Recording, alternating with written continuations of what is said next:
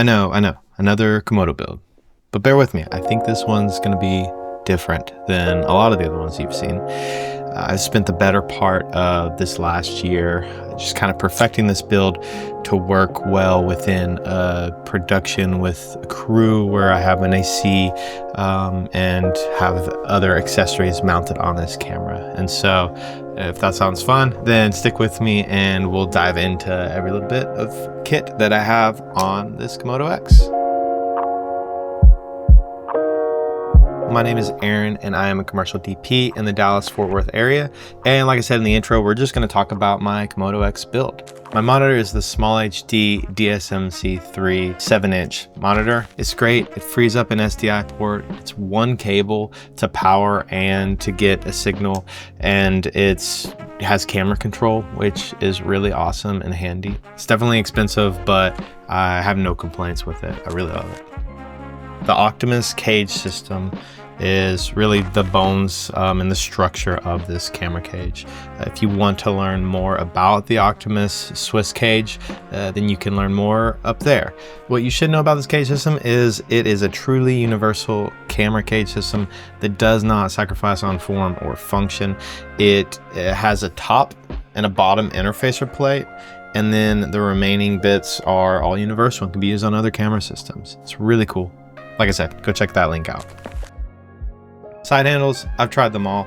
I have, the wooden small rig one. It works. I also have the red one, which I do like, but I really only like to use it when I'm running a really stripped down version of this. It's just not as easy with a full build. But what I actually settled with were the CAS Spider Grips. So I'm still waiting to receive those. I ordered them and just kind of waiting. Okay, I recorded this video like literally over 2 months ago and not much has changed on the rig, just as an update, which is nice. Pretty much everything has been really good to like use on other camera rigs and stuff. If I don't have my Komodo-X out, like all the gold mount batteries, you'll see footage with the Spider Grips, and I was able to use those on an Alexa build as well as my gold mount batteries. So like I said earlier, like kind of picking industry standard things I think has been actually very useful for the longevity and usability of my kit, to where it's not just exclusively for my Komodo-X. So we can talk about these Spider Grips here now that I have them. It took about a month to get, which took a while, but at the end of the day, it was worth waiting for these because these are just so nice. I really wanted to wait for these. I ended up like not having them for a job that I was hoping to have them for, but it was worth the wait because at the end of the day, these will last a very long time. They're built extremely well. They're so easy to use. As I'm talking, I'm kind of building them out to be more of like a, if it were on a shoulder rig with the support attached to the rails like that. But then you can also take these off and just smack them on the side of a rig here. So, say you're running an easy rig and you just want these attached to the side of your Komodo. It's as easy as this. And now, if you have an AC, then you're not holding on to the lens, and you can hold on here, and then you can have the other one attached here. I'll save time in doing that. But at the end of the day, these are super great, super modular. I like them a lot better than having the things built specifically for a certain camera. So that's the Spider Grips. That's my rant on these. I'll show you how quickly they can be broken down and packed down. That was another thing I didn't love with the shape handles, is they didn't pack down. Like one side handle was bigger than this whole thing with the rod mount packed down. And so this can pack down so small. It's just really nice for packing up all your gear. And so here we go. I mean, that's about as small as it packs down, and it works great. So I searched a while for a power distribution IO box, and I really never found one that I truly loved. I tried the Tilta and it was super rickety. All of the even the IO expansion port didn't properly seat inside of it. And I've also heard Tilta can fry your camera. Once I heard that, I was like, nope. The wooden camera one seemed fine, and I know they're very reputable.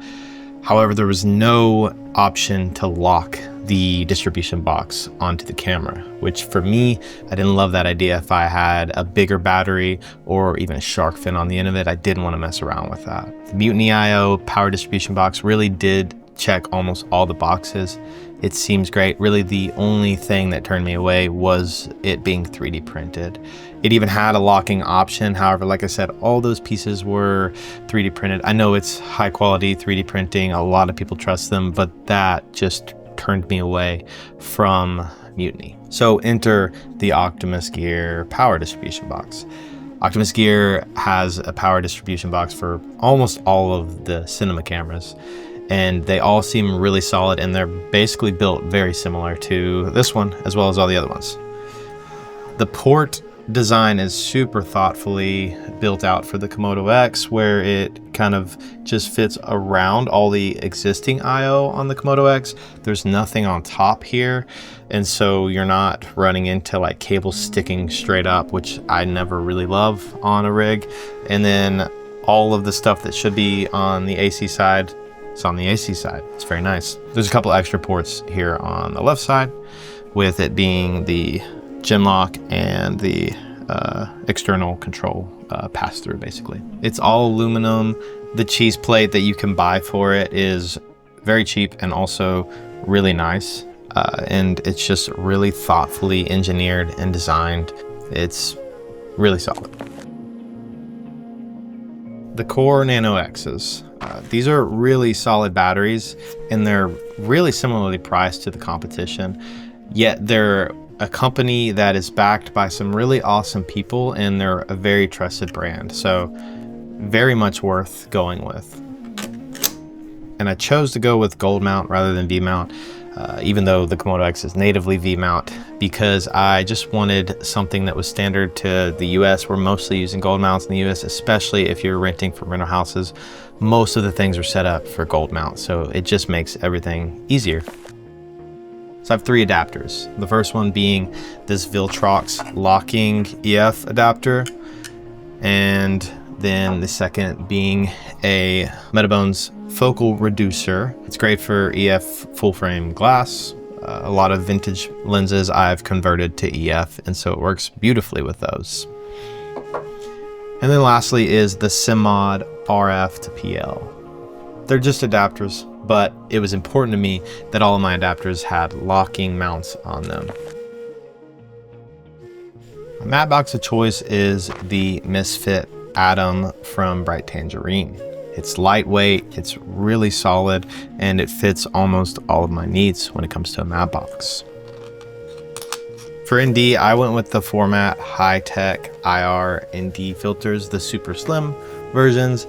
They are the cheapest option when it comes to IR&Ds that don't have any color shift, and really there's no compromises at all. The fact that they're slim is the reason that they're able to be so cheap. They're, I think, half the size of a regular ND filter, and so these are great, and if you catch them on sale, they're the cost of one Schneider filter, which is really awesome.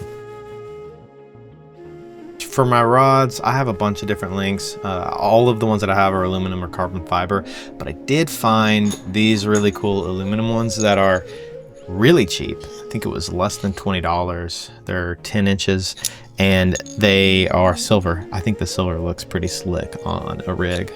And so they're worth trying. They're very sturdy.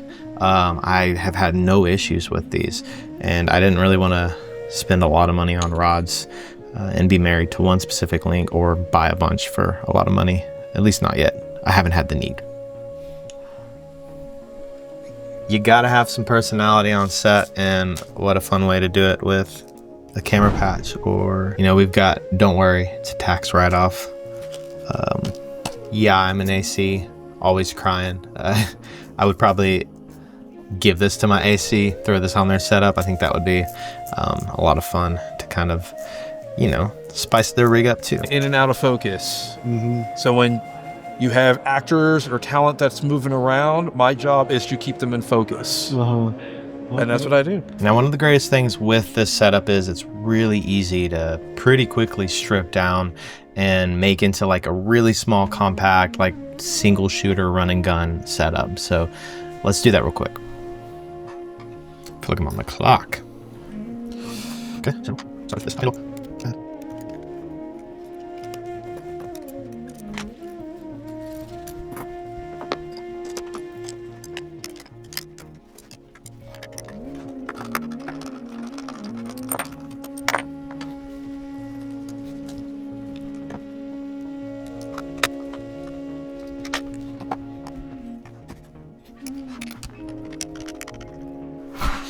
And for kicks and giggles, we can go with the smaller Nano X since we're wanting a lighter setup.